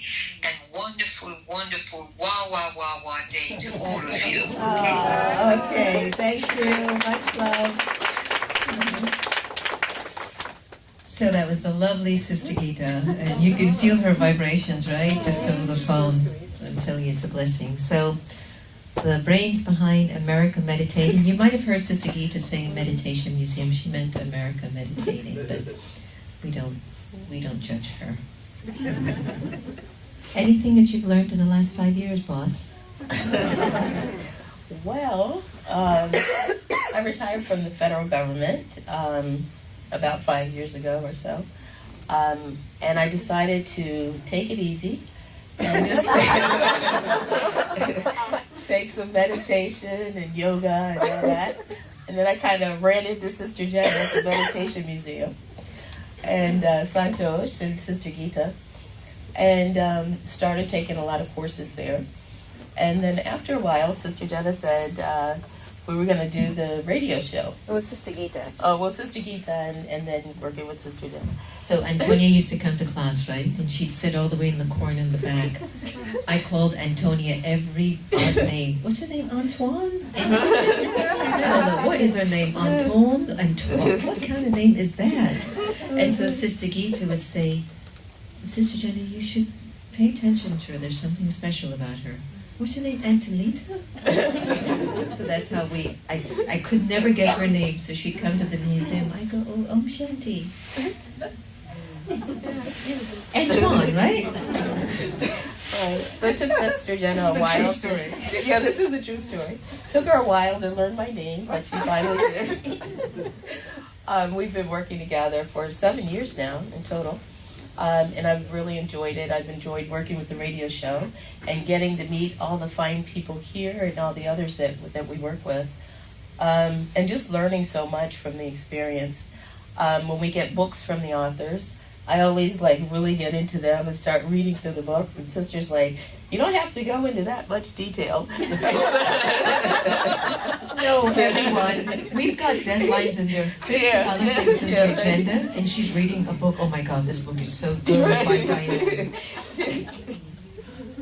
So that's been really good. And just getting to know everyone and meeting them and hearing so many interesting stories and the challenges that people have overcome and their experiences that they've had.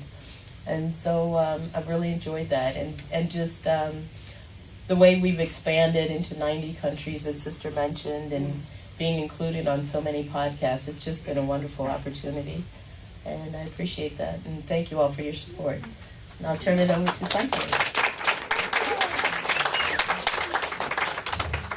Om Shanti. I learned a lot with the radio show because I started to learn to edit the radio shows, and it's not the only one, but Sister also helps. But you know, the whole show is so much about how we can be better, and I always say whoever comes to museum that this is about positive thinking, bringing positivity. But when we hear, at least when I hear from, I have to hear people, right? I have to edit.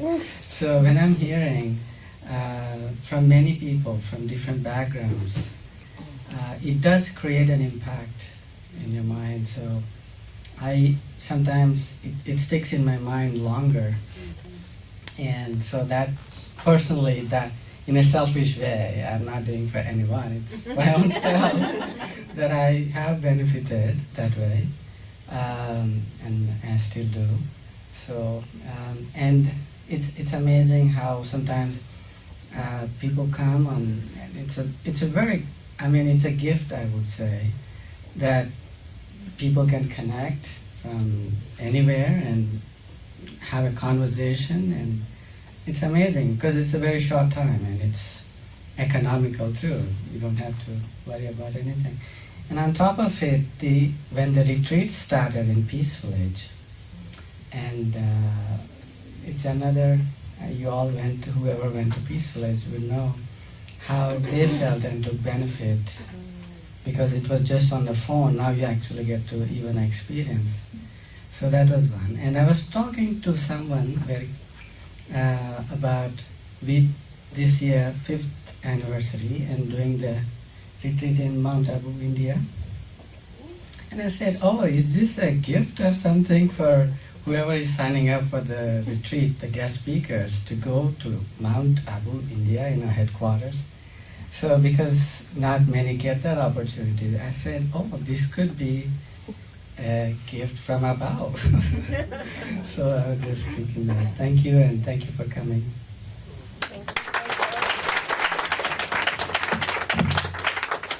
Can I just say, Antonia and Santosh have been, Antoinette, they're such a delight to work with. And I think if you look at their faces and feel their virtues, when people talk about having difficulty in working with corporations, it's just people need to just stay in their lane. It helps. But to value the vision and the purpose and say that I grow when I put the best of me in whatever I do. And they've done that, so thanks to them. Morris pulling his hair. I'd like to mention Dr. Kanu Kogod, who couldn't make it today. She's out of the country. And Kanu, if you're watching, you know you're in our hearts and you're a very big part of what we do. And so much of who you are has definitely been expressed thus. So we're coming to a close because it's time and I'd like to do that. The questions, please, if we could just leave them for later. My apologies, but we'll go on forever. But what I'd like to do is maybe request the presenters all to maybe just stand up and just turn around. And everyone can give them a big hand of applause if you'd like. Big hand of applause.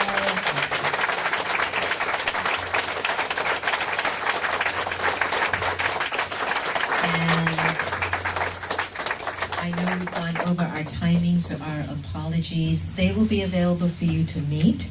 There'll be some book signings. And there's a lot of resource here in the room. Golfers, Craig Kirby. Political issues, Craig Kirby. Ruby Lathan, self-love therapy, food, vegan, how to eat better. Diane Hayworth, if you just want to be a happy person, get your act together. She's got a wonderful program called Enneagram, the Enneagram.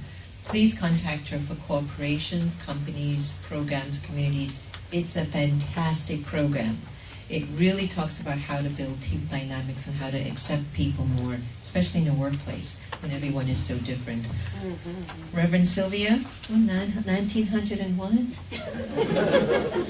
My buddy in crime, we do so much together. A beautiful heart and spirit will always be there for you to make sure you feel better and keep your connection truthful and real.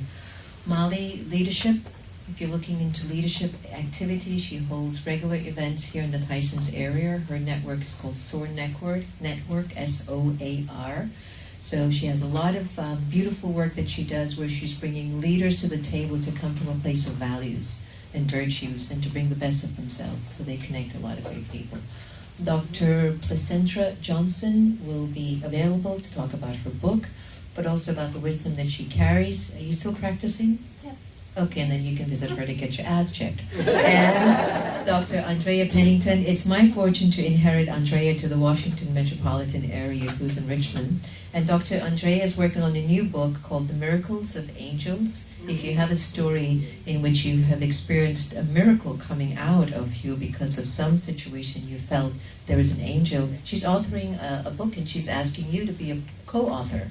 So if you'd like to be a part of her book and would like to share your story, please contact her. She'll also be in the room. And the amazing Ivy Hilton. We're supposed to do a closing meditation together, but I'm going to ask Ivy to just take over and do your magic with the bowls.